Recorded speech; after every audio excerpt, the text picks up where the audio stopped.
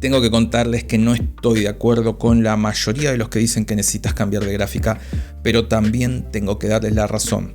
Me gustaría no hacerme el misterioso, pero es muy complicado decir una cosa o la otra si no se tiene contexto de lo que significa realmente o lo que está sucediendo actualmente. Entonces, en este contenido te voy a contestar paso a paso por qué tenés que prepararte para lo peor, o mejor dicho, lo que se viene, cuáles son las gráficas que tendrás que dejar de lado y también por qué esto resulta positivo y en un gran beneficio.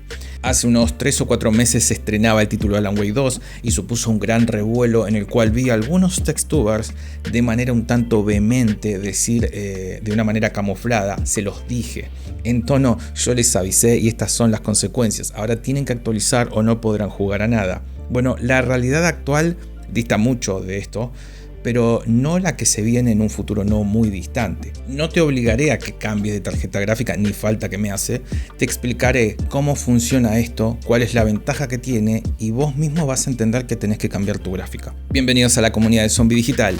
Comencemos. Van a tener que tener un poquito de paciencia con este contenido. Voy a explicar de manera resumida algunos puntos claves como qué es un shader para entender bien de qué va todo esto.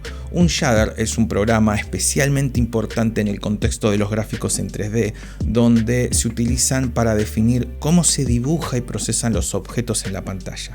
Los shaders o sombreadores son un programa que no se instala en el sistema operativo como software independiente o que vengan con los drivers, sino que son instrucciones de bajo nivel que se ejecutan directamente en la GPU. Estas instrucciones están integradas en el hardware de la GPU y son ejecutadas en paralelo para procesar los gráficos de manera eficiente. Tranqui que vamos a ir paso a paso para entender los puntos importantes de su existencia y si realmente esto puede afectar al futuro. Antes del Mesh Shaders, tradicionalmente el conducto de gráfico tenía etapas fijas como vértices, teselación, geometría y fragmentos. Los Mesh Shaders permiten una mayor flexibilidad al permitir que los desarrolladores escriban su propio código para procesar mallas de vértices y generar primitivas geométricas de una manera más personalizada. Cómo se acomodaba esta lista de prioridades o cómo se acomodan esta lista en la mayoría de los juegos, te lo resumo en 4 puntos muy rápidos de asimilar. El primero es Vertex Shaders. Se encarga de procesar cada vértice de un objeto en 3D. Su función principal es transformar las coordenadas de los vértices de objetos en el espacio 3D a coordenadas 2D en la pantalla, teniendo en cuenta la posición, la cámara, la proyección y algunos otros efectos. El segundo es el Pixel Shader. Opera en cada píxel que se dibuja en la pantalla. Su función es determinar el color y otras características de cada píxel en función de diferentes factores como la iluminación, textura y sombreados, etc. El tercero es Geometry Shaders. Trabaja en primitivas geométricas como triángulos, líneas o puntos. Puede crear, modificar y descartar geometría en tiempo real. Por ejemplo, se puede utilizar para realizar la teselación de un objeto generando más triángulos para suavizar superficies curvas. Por último, Compute Shader. No se utiliza específicamente para gráficos. El Compute Shader es un tipo de shader que se utiliza para realizar cálculos generales en la GPU. Puede ser utilizado para operaciones que no están directamente relacionadas con la renderización de gráficos como simulación física, procesamiento de datos, hay un gran etcétera, casi como una mini PC o una mini CPU, mejor dicho, para cálculos más básicos. Este es el orden en el que se tratan los objetos 3D en la GPU antes de representarlo en pantalla. La gran ventaja de Mesh Shaders es la flexibilidad en las etapas de procesamientos. Los Mesh Shaders pueden reducir la cantidad de datos que se deben enviar a la CPU al permitir operaciones más complejas directamente en la GPU. Esto que viene es importante. Ayuda a reducir la sobrecarga de la CPU y también a reducir los datos del bus PCI Express. Esto ya nos está contestando 2 preguntas muy importantes. La primera es que cuanto más eficiente sea la GPU, menos uso del PCI Express y por eso es que todavía no se aprovecha. No es que no se aproveche porque hace un mal uso del bus y a futuro se va a aprovechar más, es que cada vez avanza más en las tecnologías de las GPUs y esta se adueña de más procesos y no necesita tanta ayuda de la CPU. Por este motivo es que yo tanto no espero que el PCI Express 3.0 y mucho menos el estándar 4.0 quede obsoleto en poco tiempo. Lo segundo que nos está diciendo es que cada vez se necesita menos uso del procesador, porque si usa menos bus significa que no tiene que enviar y recibir tantas cosas de la CPU, sino que cada vez podríamos decir que la GPU le va dando los datos más masticados a la CPU.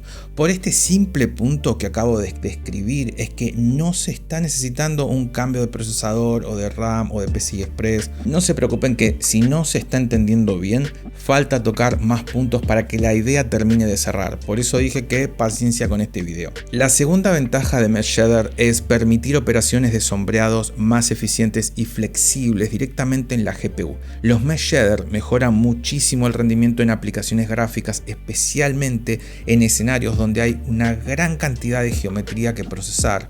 Por este motivo, que un juego los use significa que está aprovechando todo el potencial de las actuales gráficas y no tan actuales. La RX Vega cuenta con Mesh Shader y es del 2017, son 7 años atrás, y es que no hago mal la cuenta.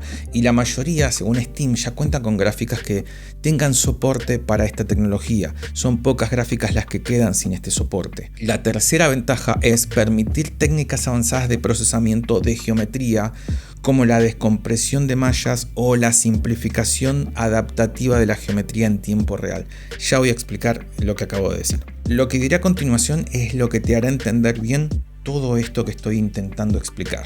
La simplificación adaptativa de la geometría en tiempo real se refiere al concepto de Level of Detail, popularmente conocido como LOD, que es una técnica utilizada para mejorar el rendimiento al ajustar la cantidad de detalles geométricos de los objetos en función de la distancia al espectador.